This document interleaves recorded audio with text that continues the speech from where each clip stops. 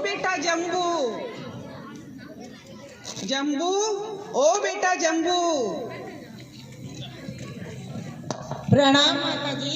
खुश रहो बेटे। आज किस चिंता में निमग्न हो बेटे? माँ पिताजी आ गए। आते ही होंगे बेटा, तुम्हें तो पता ही है आज राज दरबार में आपातकालीन बैठक बुलाई गई है। उसमें तुम्हारे पिताजी को सभासद का ओहदा प्राप्त है। बताते हैं प्रभव नामक कुख्यात चोर ने मगधवासियों का जीना दुर्लभ कर रखा है। खैर छोड़ो तुम इन सब बातों को, तुम बताओ तुम उदास क्यों हो? 3 दिन बाद तुम्हारा देवी तुल्य 8 रानियों से विवाह होने वाला है जम्बू। माँ पिताजी आ जाए तो मुझे सूचित कर देना, मैं उनसे और आपसे कुछ निवेदन करूँगा। मुझे ही कहो ना पुत्र, शायद मैं ही तुम्हारों को चिंता से मुक्त कर दूं। माँ आपके रहते हुए क्या कभी मुझे कोई कष्ट हुआ है? फिर इतने गंभीर क्यों हो पुत्र? निर्णय के समय में गंभीर होकर चिंतन मनन करना चाहिए। मैं उसी चिंतन मनन में निमग्न हूँ। ऐसे कौन से निर्णय के क्षण आ गए पुत्र, मुझे स्पष्ट कहो। माँ कुछ ही समय के बाद पिताजी के समक्ष आपको भी बताऊंगा। लो, लगता है तुम्हारे पिताजी भी आ गए। सुनो माँ, पिताजी को पहले भोजन स्नान आदि से निवृत्त हो जाने देना, वही विश्राम गृह में आ जाऊंगा मैं और वही आपको बता दूंगा। जम्बू स्वामी जी विश्राम गृह में अब जाते हैं और अपने पिताजी को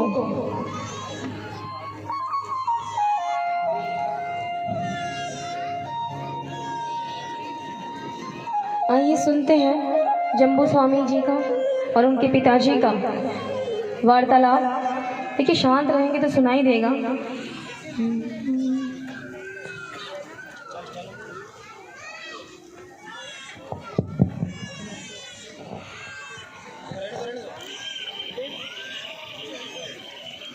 इसी से चलेगा। हेलो जम्बू, बेटा जम्बू। प्रणाम पिताजी। खुश रहो बेटा। आज तुम्हारी माँ कह रही थी जम्बू आपसे कुछ बात करना चाहता है। क्या बात है बेटा? पिताजी आप आइए, यहाँ बैठिए।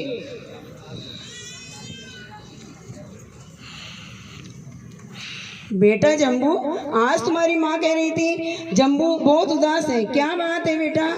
उदास तो नहीं पिताजी, परंतु सोचनीय स्थिति में अवश्य हूँ। सोचनी स्थिति? भला हमारे रहते हुए तुम्हें सोचने की क्या आवश्यकता है बेटा?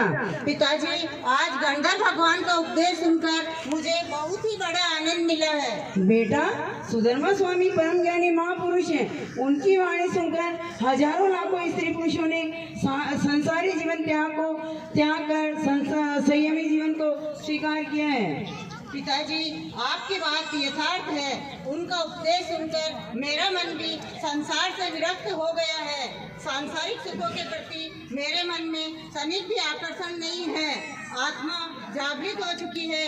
आप मुझे अनुमति दें, मैं संयम जीवन अंगीकार करूं। ऐसे वचन मत बोल बेटा, मैं तुम्हारा विरह नहीं सहन कर सकती। बेटे तेरे मन ने वैराग्य है, मुझे कोई ऐतराज नहीं है, परंतु विरक्त मन से संसार के सुखों को भोग है, फिर परंतु साधु बनने की बात मत करना बेटे। पिताजी आपका मेरे प्रति कितना मोह है यह मैं जानता हूँ, और मेरी माँ का भी कितना प्यार है यह भी मैं जानता हूँ, परंतु सांसारिक सुखों के प्रति मेरे मन में कोई भी आकर्षण नहीं है। एक न एक दिन रात के बंधन तो तोड़ने ही होंगे और संयोग का वियोग तो होगा ही होगा। बेटा संयोग का वियोग तो होता ही है, परंतु अभी से ही हमें सही वियोग का दुख क्यों दे रहा है? तेरे मन में वैराग्य है तो संसार के सुखों को भोग कर बाद में ही संयम ग्रहण कर लेना बेटा। पिताजी जीवन में आयुष्य का क्या भरोसा, साधु बनने से पहले ही मृत्यु हो जाए तो? ऐसे वचन मत बोल बेटा, ऐसे वचन मत बोल। माँ मैं सच कह रहा हूँ। आज गंधर्व भगवान का उपदेश सुनकर मैंने जैसे ही नगर में प्रवेश किया था, कि नगर द्वार की शिला मेरे रथ पर आकर गिरी, अगर वही शिला मेरे पर गिरी होती और मेरी मृत्यु हो जाती तो?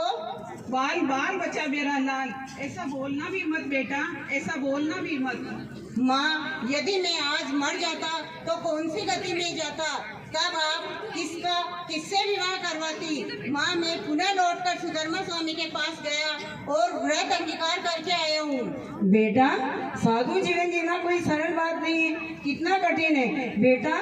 तुम्हारे लिए साधु जीवन जीना कोई ये सरल काम नहीं है बेटा, सरल काम नहीं है। पिताजी, श्रमण का प्रबल आकर्षण अब मेरे मन में जाग उठा है। अब मैं गृहवास में नहीं रह सकता। श्रमण का कठोर जीवन जीने के लिए मैं तत्पर हूँ। मेरी एक बात मान ले बेटा, तू विवाह कर ले। तेरे विवाह के उत्सव रचाने की मेरी बहुत इच्छा है। मेरी तमन्ना है मेरी पुत्र वधुओं को रुनझुन करती चलती देखने की। बेटा, विवाह कर ले बेटा, विवाह कर ले। बेटे, हाँ बेटे, एक बात हमारी मान ले बेटे। माँ, पिताजी, मान लो यदि मैं विवाह कर भी लूँ तो क्या आप मुझे संयम लेने से नहीं रोकेंगे? दूसरे ही दिन संयम लेने की अनुमति दोगे ना? पिताजी, माँ और गुरु के उपकारों का बदला चुकाना काफी मुश्किल है। आप सबके मुझ पर अनंत उपकार है। आपने मेरी अनंत इच्छाएं पूरी करी है। मैं आपकी एक इच्छा जरूर पूरी करूँगा, परंतु दूसरे ही दिन संयम अंगीकार करूँगा। बेटे, तेरी बात में हमें सोचना होगा, फिर 8 कन्याओं के माता पिता से हमें बात करनी होगी। तो मैंने 8 कन्याओं को पति रूप में स्वीकार किया है। अगर वो स्वीकृति दे दे तो मैं नहीं रोकूंगा बेटा, नहीं रोकूंगा। ठीक है पिताजी, आपको जैसा उचित लगे वैसा करें, लेकिन अब आप देरी ना करें। प्रणाम पिताजी, प्रणाम माताजी। प्रणाम पिताजी, प्रणाम माताजी। देवी, जम्बू वैरागी हो गया है, संयम लेने की बात करता है, ये अपने मन में कभी विचार नहीं आया था। पुत्र यदि संयम मार्ग पर जाता है तो हम दोनों क्या करेंगे? हम भी जम्बू के साथ संयम ही स्वीकार कर लेंगे बेटा। देवी,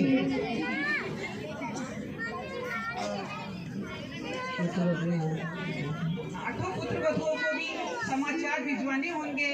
उनके मन में उनको भी सोचने का अवसर मिलेगा स्वामी, इसलिए आप उनके माता पिता को शीघ्र समाचार भिजवाएं स्वामी।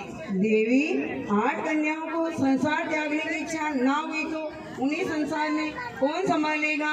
उनको संभालने के लिए तो हमें संसार में रहना ही पड़ेगा ना देवी? हाँ स्वामी, हमें रहना ही पड़ेगा। देवी, हमें इस बात पे सोचना पड़ेगा। फिर उनके 8 कन्याओं को माता पिता से कहना होगा कि हमारा जम्बू तो सुधर्मा स्वामी का उपदेश सुनकर वैरागी हो गया है, और उस परिस्थिति में हमें विवाह करना ना करना हमें सोचना पड़ेगा। फिर उनको समाचार देना होगा देवी। हाँ स्वामी, उन्हें समाचार भिजवाना ही होगा, क्योंकि संबंध के बारे में स्पष्टता होनी ही चाहिए और उन 8 कन्याओं को सोचने का भी अवसर मिलेगा। देवी, 8 कन्याओं को सोचने का अवसर हमें देना ही होगा, उनको अंधेरे में नहीं रखना होगा देवी, नहीं रखना होगा। हाँ स्वामी। प्रणाम।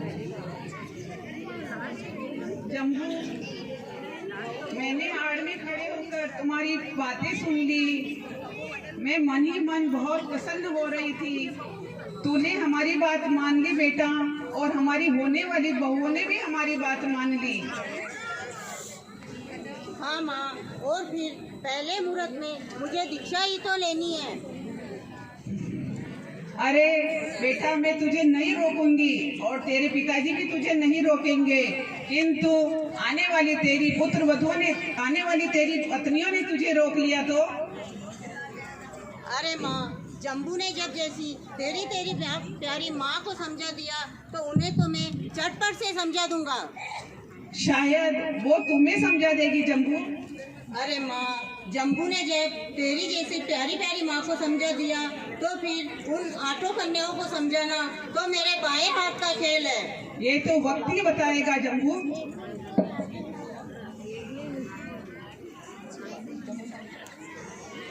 जम्बू स्वामी की माता जी विवाह की तैयारियां कर रही हैं अपने बच्चे को। जम्बू स्वामी जी शादी करके अपनी 8 रानियों को लेकर आ रहे हैं। आइए। मेरी सखी मंगल गा, विवाह का माहौल है। आज मेरे पिया घर आए,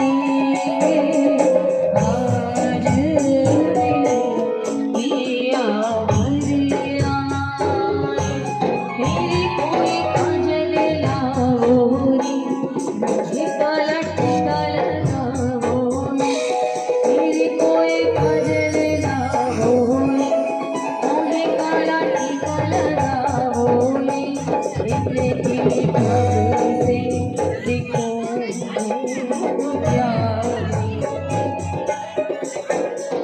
चौक पुराओ, माटी रंगाओ, आज मेरे पिया घर आए, आज मेरे पिया घर आए,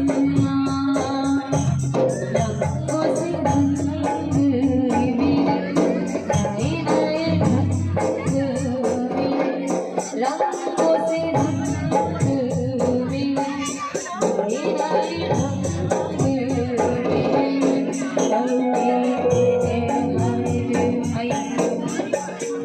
अपनी 8 रानियों को लेकर जम्बू स्वामी अपने माता के गृह में मैंने आपकी इच्छा पूर्ण कर दी, अब आप मेरी इच्छा पूर्ण कीजिए और इनको संभालिए। खुश रहो बेटियों, खुश रहो, खुश रहो, खुश रहो।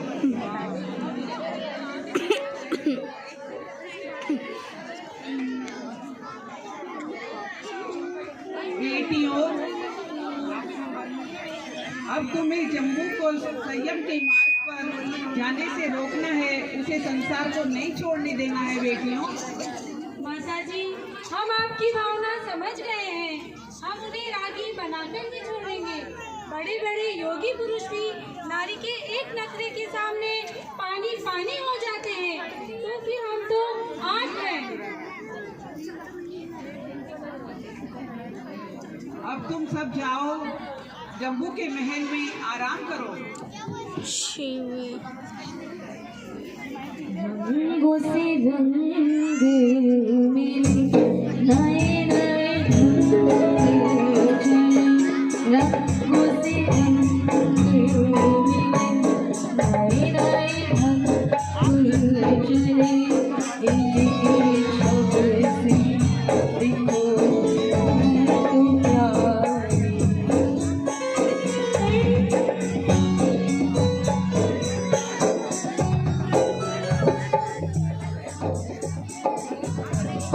प्रणाम स्वामी।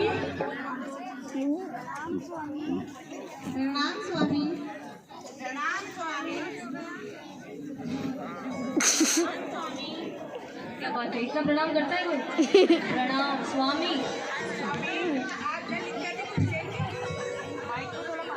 स्वामी, हम तो आपकी वाणी और दर्शन के लिए तरस रहे थे, दर्शन हुए, प्राप्ति मिली, किंतु वाणी श्रवण के लिए कान अभी भी तरस रहे हैं स्वामी। स्वामी, हम चिंतित हैं कि आप किस चिंता में निमग्न हैं। हमारे विवाह के प्रथम रात्रि में ही मौन, यह हमें ऐसा नहीं पीड़ा दे रहा स्वामी। क्या आप हमसे वार्ता नहीं करेंगे?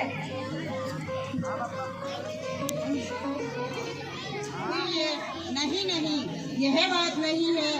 दरअसल मैं मुक्ति प्राप्त करने के विषय में सोच रहा हूँ। प्रभात होते ही मुझे चला जाना है, तो फिर मैं क्या बात करूँ? हाय राम, यह आप क्या कह रहे हैं स्वामी? विवाह की प्रथम रात्रि में ही निष्ठुर वचन सुनाकर हम पर वज्र क्यों चला रहे हैं स्वामी? कभी कभी इस पर निष्ठुर वचन स्पष्ट अवश्य लगते हैं। स्वामी, विवाह के स्वामी, उदित उगता हुआ सूर्य भी कभी छिपता है। विवाह की प्रथम रात्रि में ही आप शब्द शब्दों के वर्णों से हमारे हृदय को भेद रहे हैं स्वामी। स्वामी, अभी तो जस्ट जीवन शुरू भी नहीं हुआ और आप इसे विनष्ट करने की सोच रहे हैं स्वामी। फिर ये ना कभी सूर्य उदित होता है और ना कभी सूर्य छिपता है। वह तो अपनी यात्रा पर अथक प्रयास चलता ही रहता है। उसी तरह जीवन भी कभी समाप्त नहीं होता, क्योंकि जीवात्मा कभी मरती नहीं है। छिपना और उदित होना तो मात्र भ्रम है। वैसे ही इस जीवन में सुख व दुख दोनों भ्रम ही है। स्वामी, आप तो बड़े विवेकी हैं, फिर आप हमें बताएंगे कि अगर आपको वन में जाना था तो फिर हमारे से विवाह करके हमारे साथ विश्वासघात क्यों किया स्वामी? तुम सभी जानती हो मैंने किसी से विश्वासघात नहीं। दीदी शिखा दीदी साइड में। शादी से पहले ही बता दिया था।